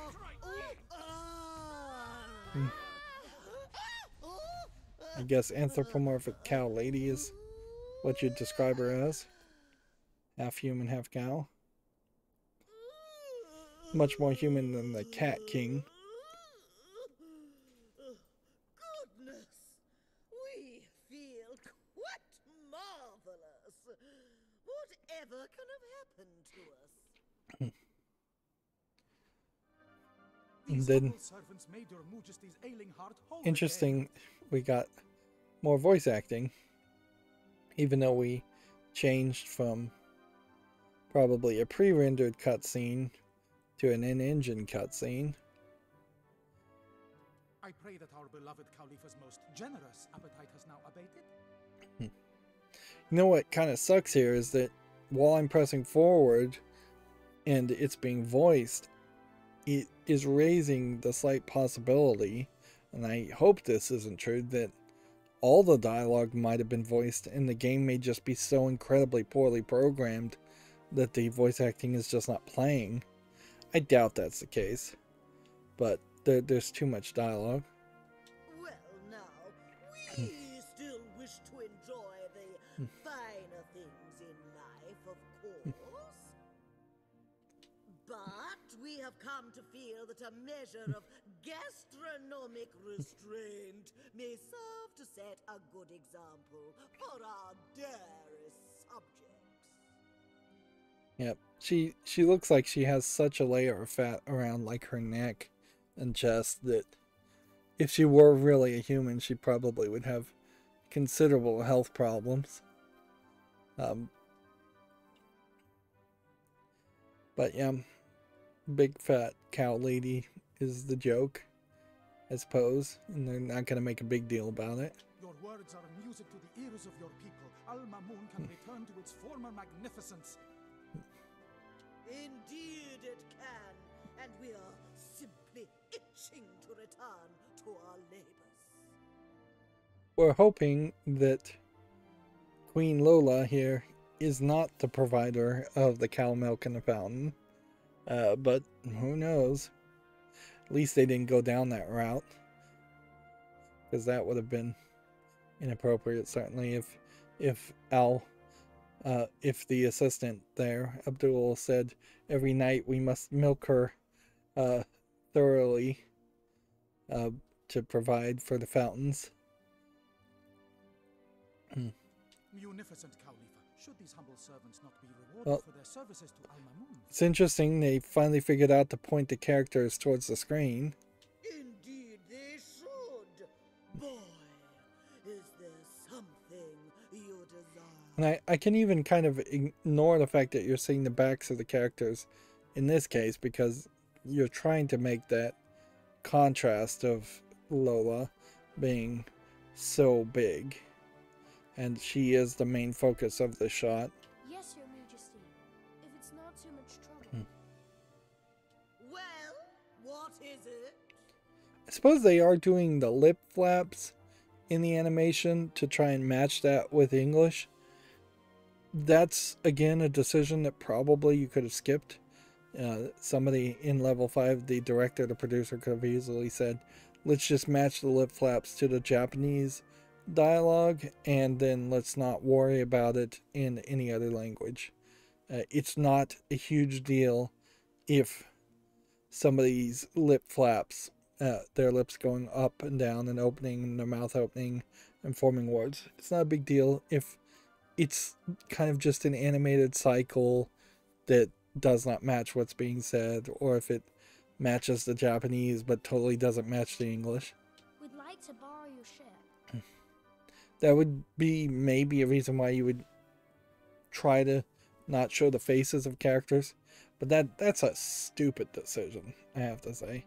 If you're saying, if you made the decision to not show the face of your characters when humans relate to faces so much, and it would make the shots so much better, just to hide the fact that the lip flaps don't match in English.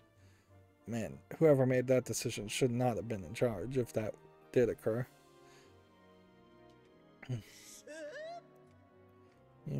Ship question mark? A little floaty woaty. Yes, of course. But of course you may borrow it. It is of little use to us. What's funny is the ship is definitely not big enough to carry Lola, which you would think she would want to be on the ship if necessary.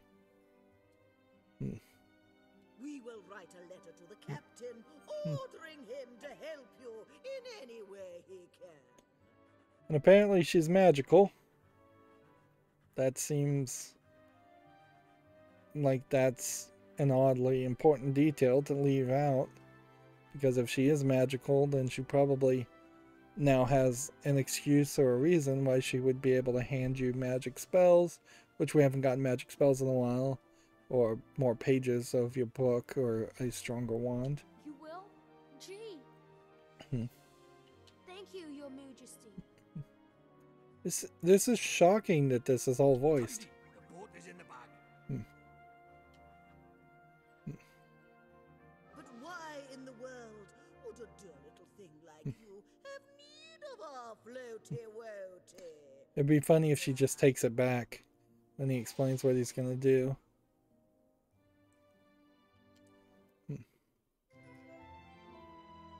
And again, their audio playing the little jingle breaks the audio of everything else. Again, that's a decision. You could have just said, just don't play any audio. Just let the background audio play without a jingle. Thank you, Your Majesty. Particularly in this sequence, it is really game breaking or mood breaking. Well, we asked you a question, did we not? Well, Go on, man. See, we can see how Oliver really just has no confidence. okay. We need to find one of the great sages. The great sages? Yes, we are aware of them. Abul, we know of them, do we not? Oh, his name is Abul. I may have been calling him Abdul. Abul might be a pun there. Like he's supposed to be a bull, but he doesn't really look like a bull. Indeed, most learned Khalifa, but little has been heard of such men since the magical arts fell from favor. Khalifa is how you pronounce her name. They should have said it out loud a lot earlier. Why do you seek the great sages, travelers? We need their help. We need their power to defeat Shadar. Yeah, the only reason why this is voiced is because this is a cutscene that they were going to put in the trailer. It's just more bait and switch. That they animated this in, they made this whole game around the trailer instead of vice versa. What? Is something wrong? We are not unamused. But we can see that you speak in earnest. Very well. We will tell you what we know. You will? I can't wait to hear it.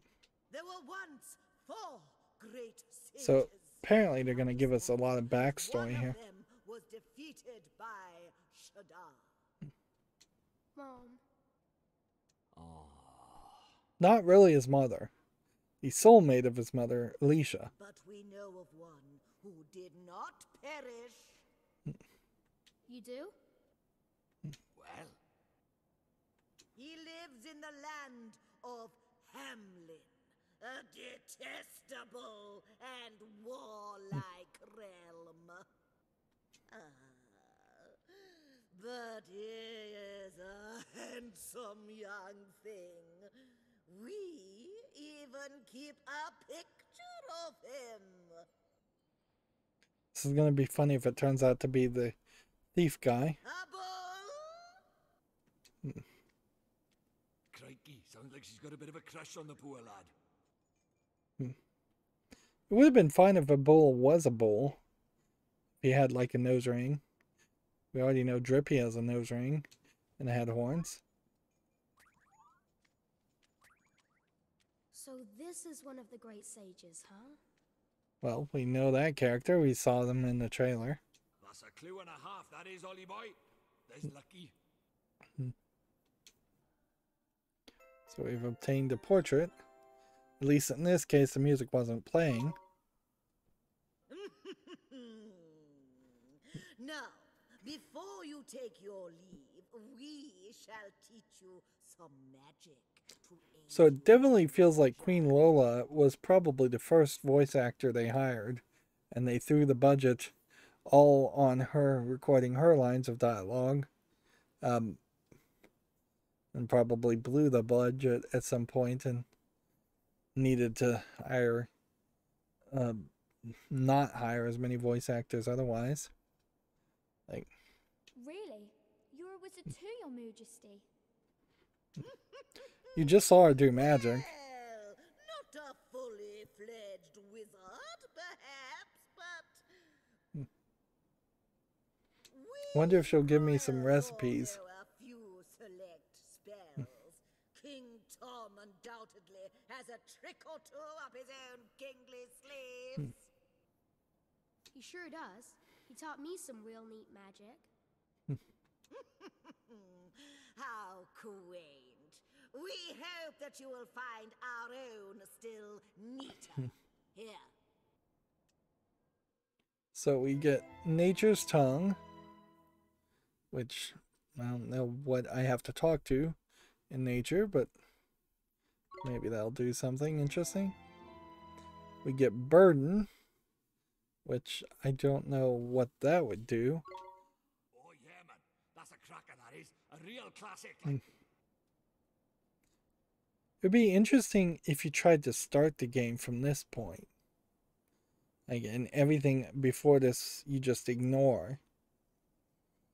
I mean, you would probably still want people to wander around and do the Ding Dong Dell section and the forest sections, but you could certainly have done that later. It's your lucky day, Oliver.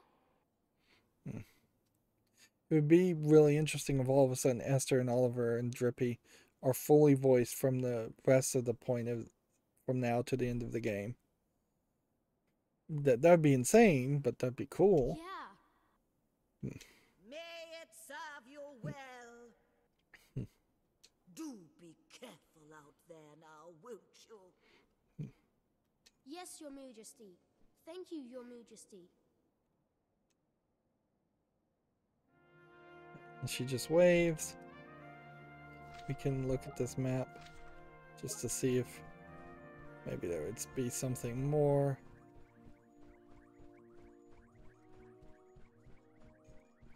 There is a slight danger of potentially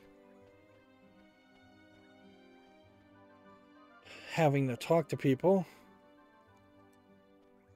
So we're back to not being fully voiced. It's interesting you have the dot being considerably smaller than the character.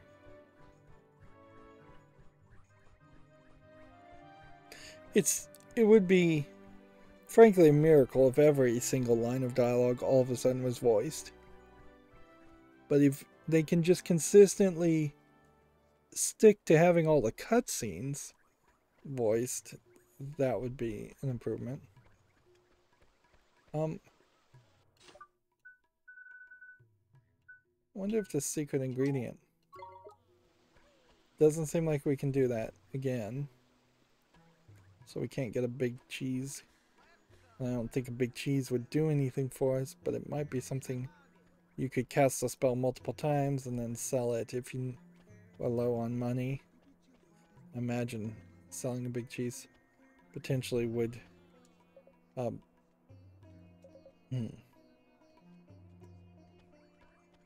would probably give you only about 30 gold.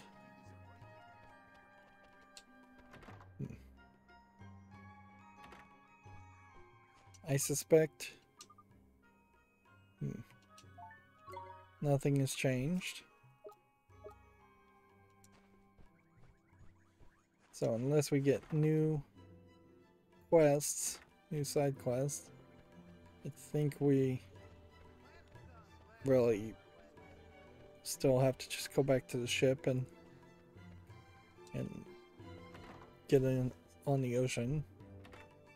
It might be a case where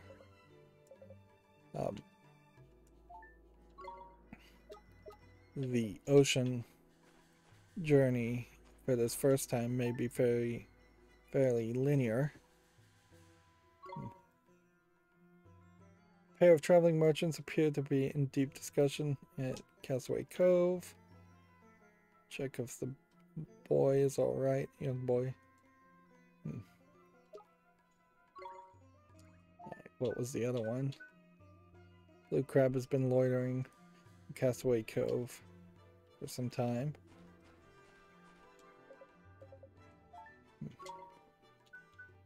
No new bounty hunts, but it does seem like we now have enough side quests to finish one more stamp card. We haven't been fighting, so we haven't really used up our magic or anything. In fact, I wouldn't be surprised if I still have some characters that are actually actually somewhat satiated with foods and treats.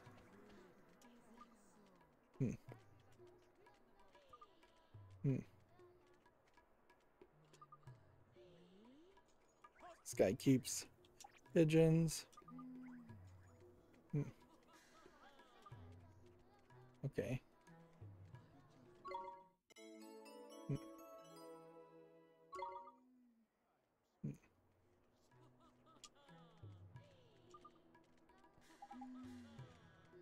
So we'll just skip through all this dialogue like we're actually reading it.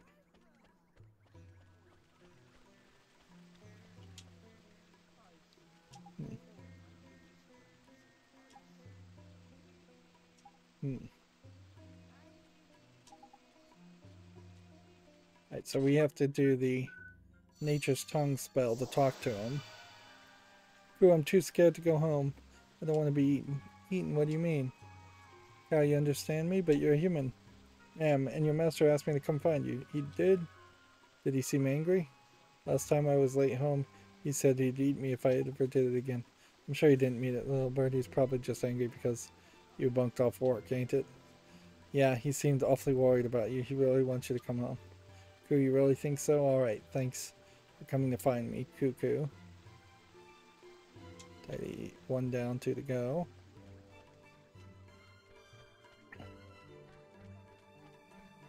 Alright, well, I think we know where the other two would be. We've been going 2 hours, but we should finish this quest and then see if that fills out a stamp card. Really, not a lot happening.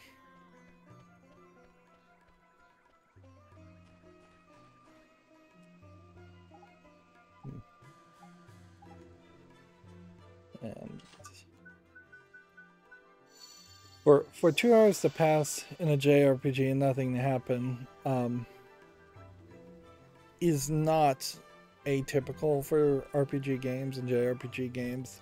Inherently, that is, I think, the problem and the thing that keeps a lot of players away from playing RPG games. The past 2 hours is kind of a prime example of wasting the player's time and just not really respecting the player's time. And honestly, if this was like a cell phone game and you just had long commutes and you were just trying to waste time, I could almost see this being excusable, but it still really isn't, because you're not actually interacting or playing, and it's not giving you a good story. This is not an experience where you're playing a kinetic visual novel, which means it would be just a visual novel with no choices or dialogue choices. Like, at least then, if you were playing a kinetic visual novel, you would be playing something that should be telling you a really good story worth reading, like a book. Certainly, if you were reading a book, you would expect the book to be good and not just full of filler and time-wasting elements.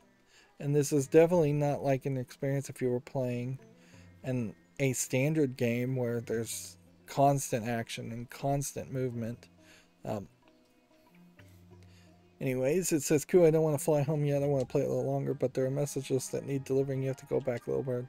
Squawk, you scared me silly. How do you understand me? Who are you? Never mind that. Just go home. Your master's really worried about you. He is, Coo, but I have to fly so far away to deliver his messages. Sure you do, but people need those messages. They're counting on you. Coo, I suppose they are. They always seem so happy to receive them. Alright, I'll go back home. Thanks for coming to find me.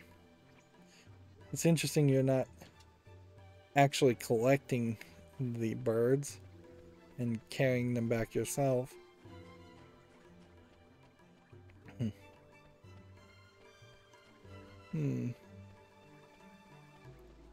Well, I've only seen 2 birds.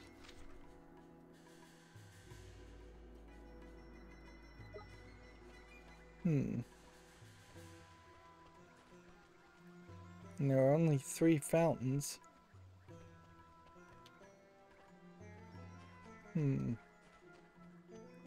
Is there another fountain in the inn? No. Is there another fountain just inside the shop? This is gonna waste a bunch of time.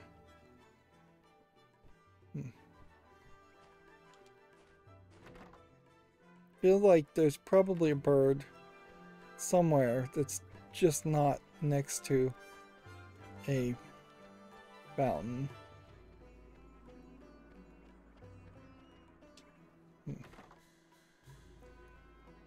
But if it was going to be inside one of these stores or something, you would have almost assumed that there would have been a hint.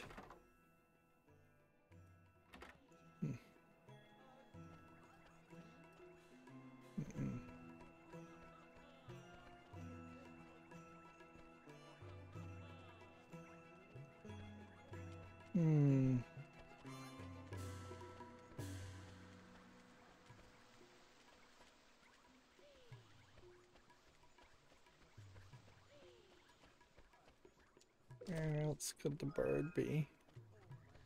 Being white bread loaves? Do we need to go all the way back to the palace?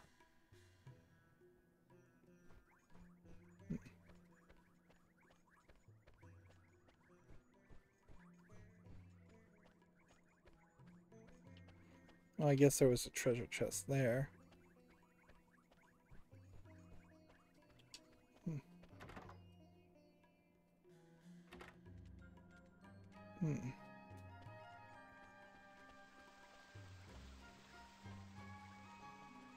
If there was something higher up, we've never seen a way to go higher up.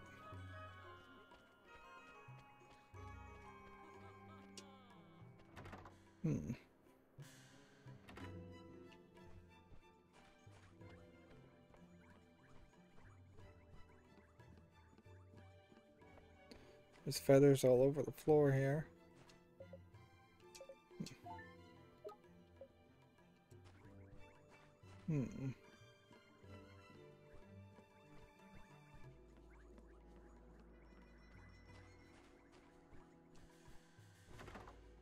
So the bird is either outside the city. What did that girl say? My hair is in fact of darkest black, but the relentless sunshine in the sun has turned it into a rich brown. Interesting. That feels very much like them trying to say, oh, she really is a Japanese girl, and she does have black hair like Japanese people do. And that everybody's hair is just bleach blonde because of the sun.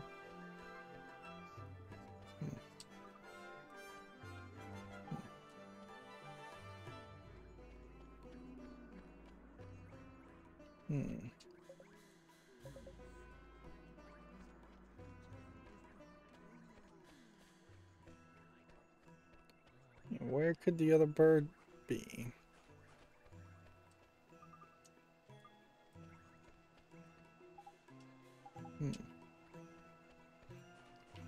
Well, it does just feel like you can't finish this quest. She's got nothing else to sell except for that one item.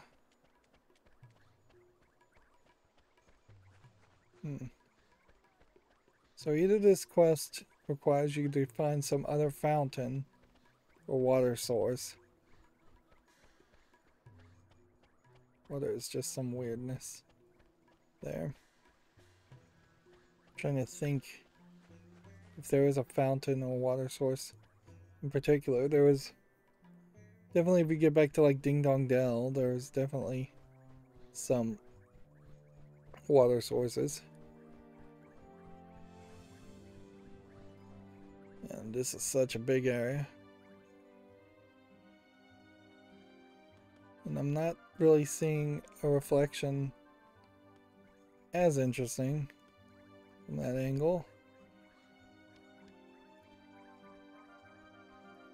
There's no birds in here. you have to get kind of an angled reflection and movement for the reflection to really look good. You have to be fairly high up. Looking for like a reflection of Lola, on the other hand, it's not really that beneficial. Well, I have no more time to spend on trying to find the third bird. It must be somewhere further away.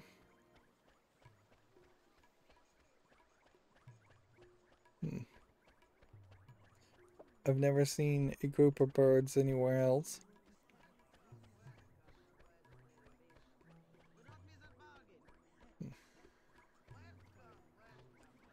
So we can talk to the kid and see if maybe we miscounted. We only needed to find 2.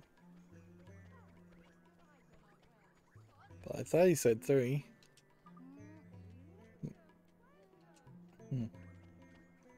Yep, 1 is still missing. It must be somewhere else.